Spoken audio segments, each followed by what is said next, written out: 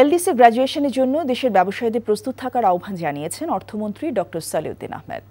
রাজধানী একটি হোটেলে DHL the Daily Star Bangladesh business অ্যাওয়ার্ডের 23তম আসরে প্রধান অতিথির বক্তব্যে তিনি এই আহ্বান জানান। এবছর দেশের 5 ব্যবসায়ী ও প্রতিষ্ঠানকে বিজনেস অ্যাওয়ার্ড সম্মাননা প্রদান করা হয়েছে। বর্ষসেরা ব্যবসায়ী হিসেবে পুরস্কৃত হয়েছেন প্রাণ আরএফএল গ্রুপের চেয়ারম্যান ও সিইও আহসান খান চৌধুরী।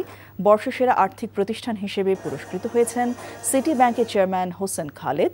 বর্ষসেরা প্রতিষ্ঠান হিসেবে পুরস্কৃত হয়েছেন ওয়ালটন হাইটেক ইন্ডাস্ট্রিজের chairman SM Shamsul Alam.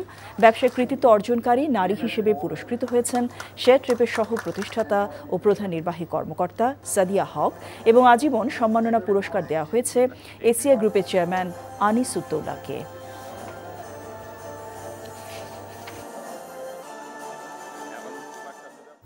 Bundle থাকলে প্রতি সেনমানিতে টাকা বাঁচবে। বিকাশ সেনমানি বান্ডেল কিনে জিতুন প্রতি লেনদেনে। এতদিন শুনছি চান্দে অমাবস্যা লাগে, আজকে দেখলাম সূর্যে অমাবস্যা লাগে।